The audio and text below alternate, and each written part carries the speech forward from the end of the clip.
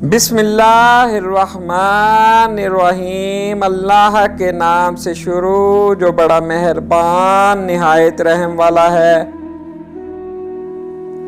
ہم اپنی ذات کے بارے میں اچھی گفتگو سننا پسند کرتے ہیں جو دراصل ہماری خامیوں کو چھپا رہی ہوتی ہے۔ احساس مضبوط تعلقات کی بنیاد ہے، اور احساس ہمیشہ وہی شخص کر سکتا ہے جو خود غرض نہیں ہوتا۔ جو سچے ہوتے ہیں وہ تہذیب کے دائرے کا لحاظ کرنا بھی جانتے ہیں اور صبر کے گھونٹ پینا بھی۔ جو آدمی اپنے کھانے میں سے کسی کو کھلاتا ہے وہ اپنا کھانا پاک کر لیتا ہے۔ بڑے بڑے انبیاء کرام، کتب اور اولیاء کا یہی مسلک ہے۔ جس مرد کو سچی محبت ہوگی وہ عورت کا ساتھ کبھی نہیں چھوڑے گا تو مر جائے گا۔ غلطی نہ ہونے کے باوجود، سب ختم ہونے کے قریب ہونے کے باوجود وہ اسے کھونے کے ڈر سے معافی مانگ لے گا۔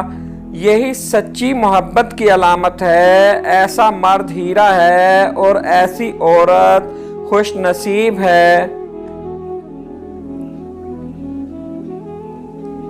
محبت کے 3 عناصر بہت اہمیت رکھتے ہیں: روٹھنا، منانا اور مان جانا، اور یہ تیسرا سب سے اہم ہے۔ جب کوئی مرد کسی عورت کے لیے روتا ہے تو سمجھ لو کہ پھر وہ کسی اور سے ایسی محبت کر ہی نہیں سکتا۔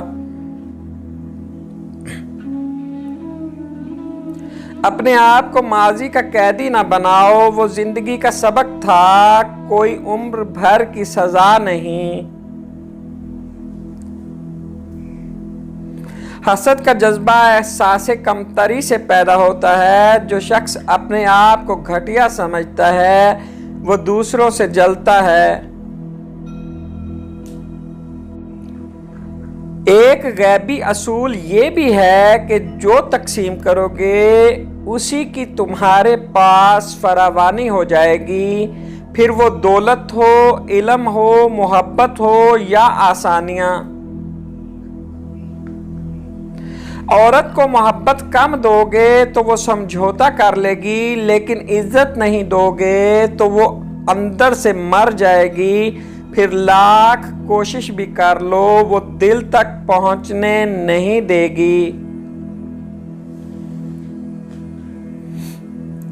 ابلیس کا رویہ یہ تھا کہ وہ اپنی غلطی پر شرمندہ نہیں تھا، اور ہمارا رویہ یہ ہے کہ ہم شرمندہ ہونے والوں کو ایسا ذلیل کرتے ہیں کہ وہ ابلیس بن جاتے ہیں۔